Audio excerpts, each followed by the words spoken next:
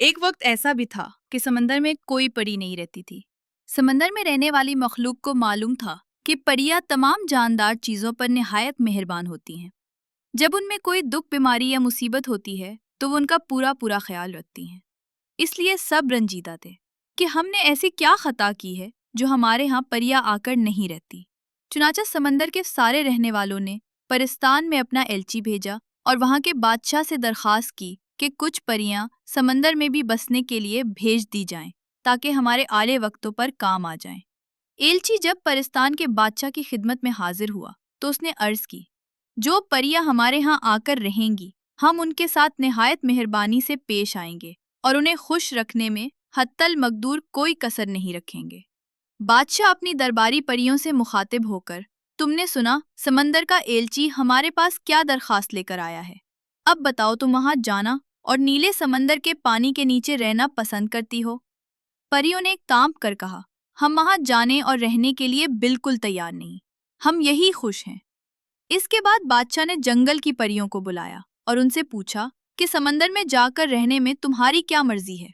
वो भी सब सर हिलाकर कहने लगी कि ये हरे भरे जंगल, फलों फूलों से लदे हुए बागात, इनमें बोलती चिड़ियां और खेले करते हुए जानवर छोड़कर कहीं जाना हमें गवारा नहीं। बादशाह ने इसी तरह बारी बारी तमाम परियों की मर्जी मालूम की और सबसे समंदर में जाने से खुल्लम खुल्ला इनकार कर दिया। अब सिर्फ पानी की परियां रह गई थीं। आखिर में बादशाह उनकी तरफ मुखातिब हुआ और ये देखकर हर एक को हैरत हुई कि वो बिला झिझक फौरन तैयार हो गईं और कहने लगे, हम तो खुदा से चाहते थे कि किसी तरह उन नदी नालों, तालाबों, कनुओं और बाउलियों से बाहर निकलें। घर बैठे हमारी मुराद पूरी हुई। इतने लंबे चौड़े और गहरे समंदर का क्या कहना है। हमारे अचल्ले कूदने भागने दौड़ने के लिए उससे अच्छी कौन सी जगह हो सकती है। वहाँ हजारों लाखों किस्म की मछलियाँ हैं और मछलियों के अलावा तरह तरह के अजायबात। अब जहाँ जहाँ हम रहते हैं उनमें चंद मछलियों और छोटे छोटे झींगा जैसे जानवरों के सिवा क्या रखा है। बड़े से बड़ा दरिया भी हमारे लिए काफी नहीं, जबकि नदी नालों को हम कैद खाने से कम नहीं समझते। हुजूर, हमारी इससे बढ़कर कोई तमन्ना नहीं कि हम समंदर की परियां बन जाएं। हाँ, एक बात का ख्याल रहे कि हम पानी में किस तरह रह सकेंगे। दूसरे, अपने तमाम जिंदगी भर के साथियों को अचानक छोड़ने के ख्याल से दिल दुखना है। हमेशा के लिए हमको उन्हें खुदा हाफिज कहना पड़ेगा और फिर हम अपने प्यारे बादशाह और मलका की सूरत भी शायद कभी ना देख सकें। बादशाह ने कहा, नहीं, ऐसा नहीं होगा। इन बातों का जरा ख्याल ना करो। जब तुम्हारा दिल चाहे रोजाना रात के वक्त तुम ऊपर आ सकती हो और चांदनी रात में हम में से बाज परियां समंदर के किनारे रेत पर जाकर तुम्हारे साथ हिला कूदा और गाया बजाया करेंगे। लेकिन दिन में हम सब अपना अपना काम करेंगे। अलबत्ता हमारा एक दूसरे से मिलना दुश्वार है।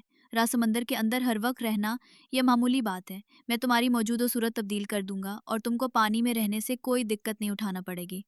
पाँव की जगह तुम्हारी मछलियों की सी दमें पैदा हो जाएंगी और फिर तुम समंदर की हर मखलूक की तरह बखूबी तैरा करोगी, बल्कि इनसे भी ज्यादा फिरती के साथ।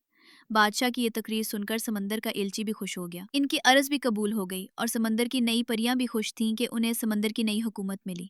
चुनांचे जब ये पानी की परियां समंदर के किनारे पहुंचे तो उनके छोटे छोटे पाँव आपस में जड़कर ऐसी खूबसूरत छोटी छोटी मछलियों की दमें बन गए कि उनके तसव्वुर में भी नहीं आ सकता था, और वो अपने हाथों से पानी चीरती और तैरती हुई अपने घर की तरफ चली। परियों को समंदर में करने के लिए बेइंतहा काम थे, क्योंकि सारे बड़े जानवर छोटों को सताया और मार डाला करते। Hey everyone! If you're new here, hit that subscribe button so you never miss an awesome video.